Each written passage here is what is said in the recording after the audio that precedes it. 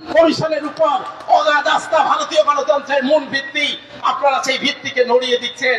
এরপর মানুষের অধিকার থাকবে, আপনাকে মান্যতা দেবেন অথবা দেবেন না। কাজেই আপনার জন্য নয়, ভারত রাষ্ট্রের জন্য যে পবিত্র, যে মহান কর্তব্যে আপনি সহ-অধিষ্ঠিত হয়েছেন, ইচ্ছায় সংবিধানকে শিরোধার্য করে যে কর্তব্য আপনি মাথায় তুলে নিয়েছেন, আপনি সেই কর্তব্যের প্রতি দায়িত্বশীল হন, দেশের মানুষের প্রতি, দেশের সংবিধানের প্রতি দায়িত্বশীল হন। আমি কথা শেষ করব এই বলে যে আমাদের রাজনৈতিক দল যারা আজকে নির্বাচনে লড়ছেন, তারা জনগণের সঙ্গে সাংঘাতিক রকমের শত্রুতা করছেন। তারা এমন কিছু কাজ করছেন যাতে জনগণ বিভ্রান্ত হচ্ছে। আমরা লক্ষ্য করছি রাজনৈতিক দলের পক্ষ থেকে বলা হচ্ছে ফর্ম 6 পূরণ করুন, সব ঠিক হয়ে যাবে, আমাদেরকে ক্ষমতায় আনুন, সব ঠিক হয়ে যাবে। এই মিথ্যাচার চলতে পারে না। উচিত ছিল মানুষের পক্ষ নিয়ে, মানুষের পাশে দাঁড়িয়ে এই নির্বাচনকে বয়কট করা।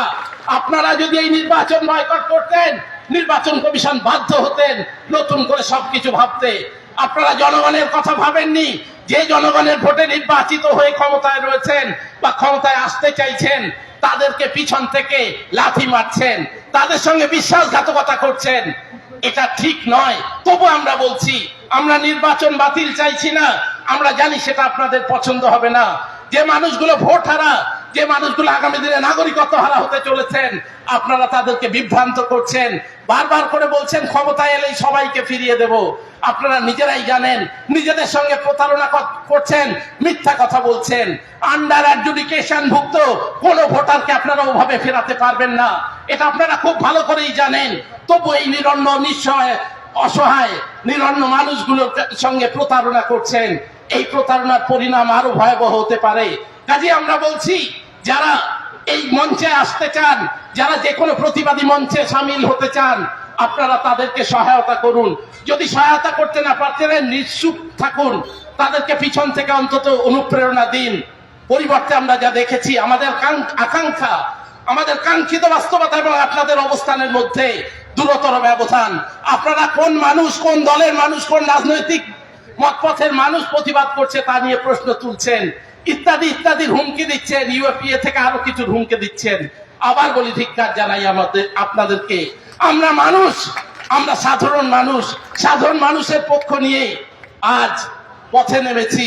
আমাদের এই লড়াই জারি থাকবে। আপনারা সঙ্গে থাকুন, শেষ পর্যন্ত ন্যায়ের প্রতিষ্ঠা হবেই হবে। ইতিহাস অন্তত সেই সাক্ষ্য দেয়।